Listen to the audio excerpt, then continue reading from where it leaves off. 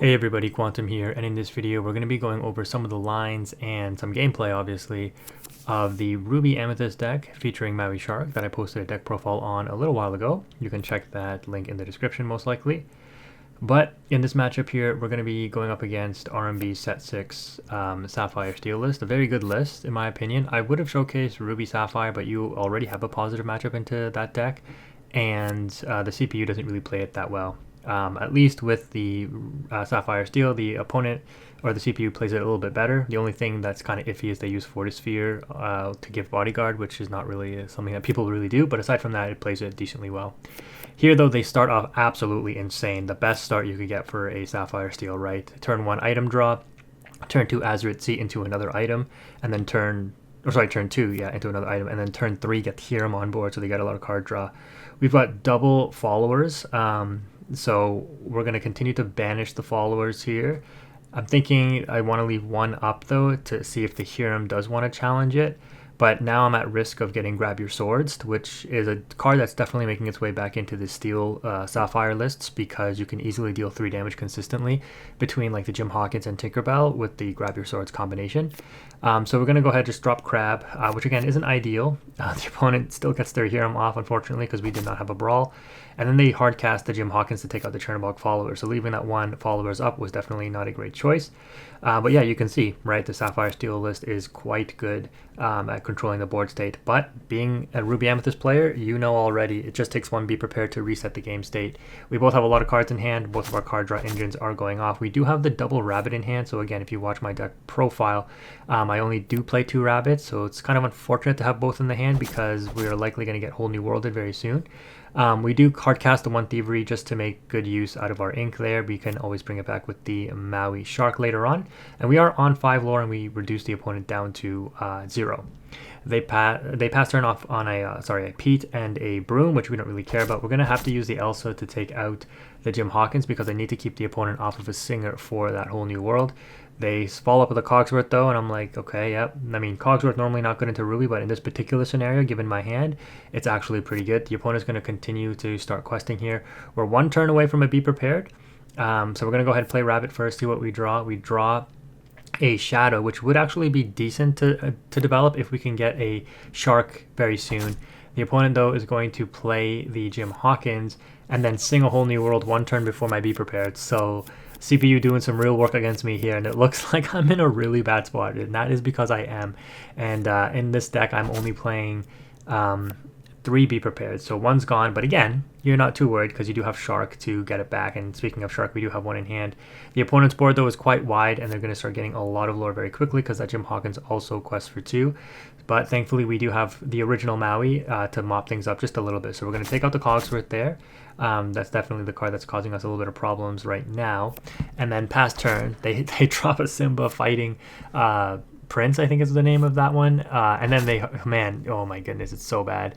Then they hardcast Grab Your Swords, which is a little suspect. I think they do end up finishing off my Maui, though. There's no way they leave it up, do they? Oh, okay, so that was probably a bad play from the CPU, but I mean, it doesn't matter because they have so many resources anyways. We draw into Genie. Again, we've lost both of our rabbits now, but our card draw engine isn't completely dead, at least. We still have Friends, we still have Genie.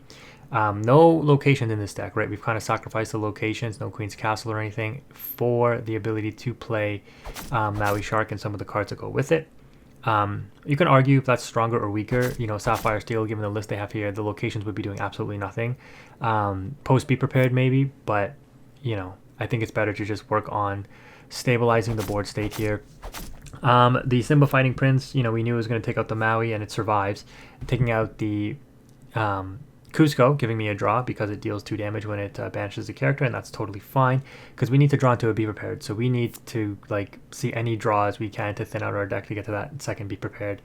Thankfully, we do get one. The opponent only has 2 cards in hand. They overextend a little bit with the Cogsworth here. And we're going to be able to cast the Be Prepared, which is really great. So the board is cleared. We have card advantage now. They follow up with the Tinkerbell, but now at this point, we're in pretty good shape. The opponent didn't get too far ahead on lore either, so again, we're doing okay.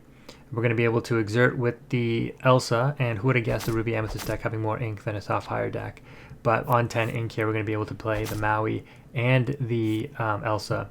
They reveal their hand basically, and showing that they have double fire the cannons and another Tinkerbell. So the opponent or the CPU actually did a decent job in playing that out there. We're going to just go ahead and drop Maui Shark because the opponent's on nothing. No Hiram, no Whole New World. But we do have to be careful that they could draw into one. We do draw the Cogsworth. And again, this is a scenario, you know, what is the opponent really going to do? Just sit there with their stuff readied up? I mean, I guess they could. We, like I said, like I mentioned in the deck profile, we do play I forget the name of it now, but the new card that exerts characters, and we do have Elsa to exert characters, so we could definitely have forced out, not right now, obviously we don't have them in hand, but we could be forcing out exertions to get the Maui Shark to trigger. Okay, but you know, because they did exert their Tinkerbell, we're gonna be able to take out the Shark, get back Friends. I think I played the Friends, or did I ink it? I guess I played it, and then just get rid of the potential top deck shift, clearing out their board, and now again we have total control of this match, and we have a Be Prepared in the back pocket as well. The top deck, Grab Your Swords, is okay, you know, takes out 2 of our threats, but we still have the Genie.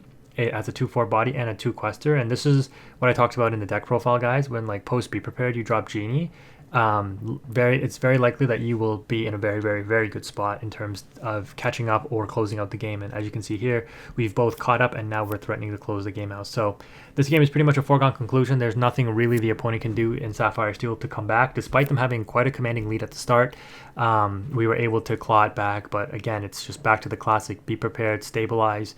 You know, Ruby Amethyst has advantage because it's the slow burn deck, and we're able to kind of clutch it out there. That's going to wrap it up for this match. Let's take a look at another one.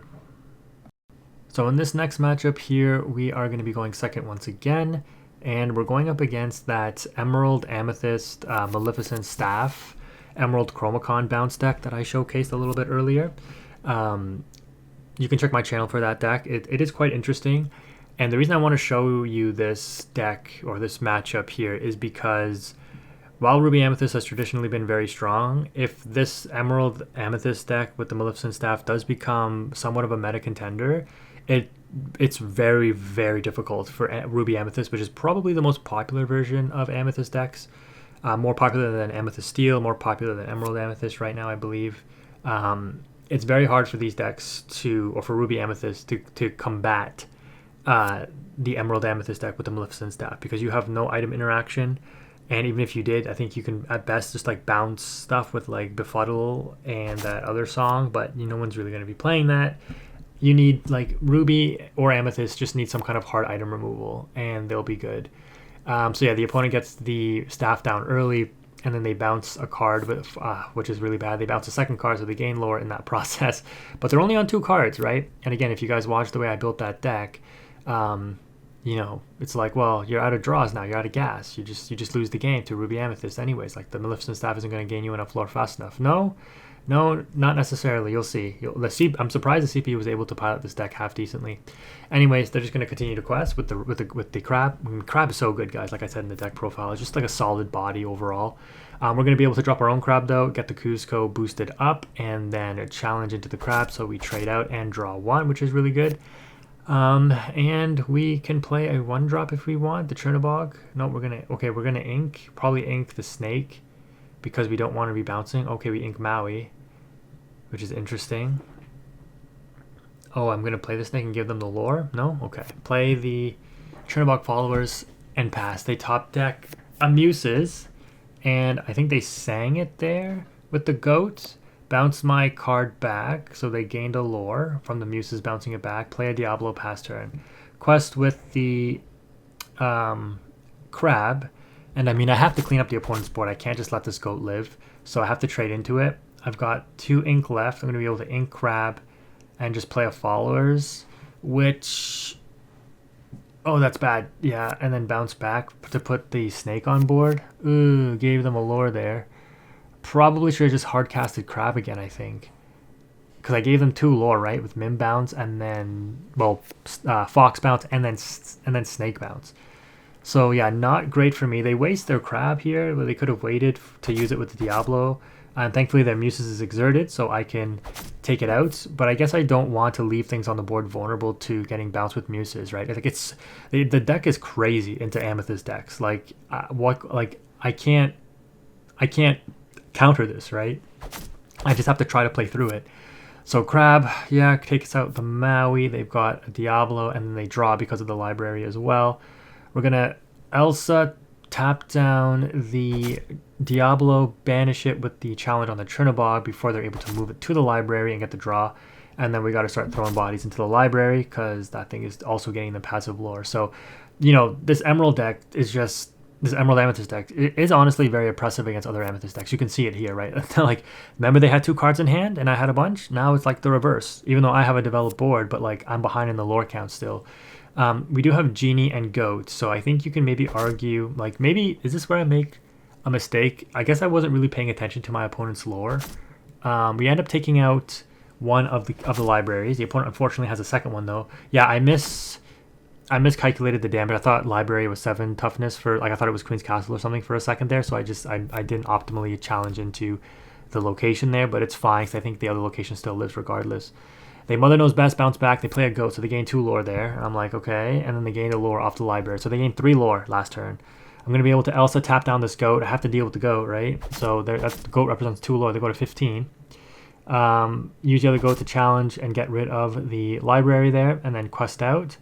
I think I meant not to banish there, and I'm like, oh shoot, I banished by accident. Yeah, there's no reason to banish. Should have just kept it on board to continue questing. Okay, make a mistake there and bouncing back my own Goat with the snake. Don't be giving them lore.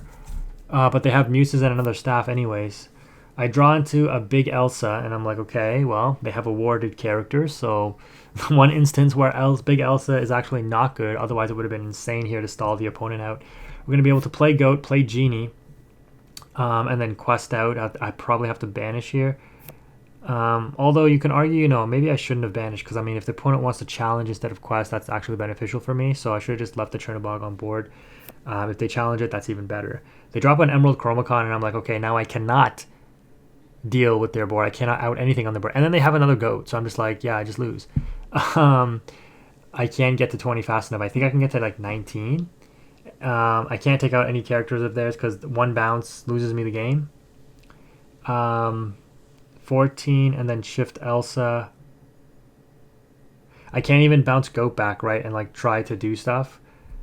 Quest go to 17, but even play bounce Goat 18, replay Goat is 19, but I lose right here when I bounce my Goat back. So yeah, the Emerald Amethyst deck, guys, I think it is actually somewhat viable in the meta, but that's going to be some simulations and lines of play. I know I only really showcased the Shark in one match, but you can still see how Ruby Amethyst attempts to play, and in this new meta, that Maleficent staff, I just wanted to make you aware, is something to consider. So that's going to wrap it up. Thank you for watching. If you made it this far. Quantum is out.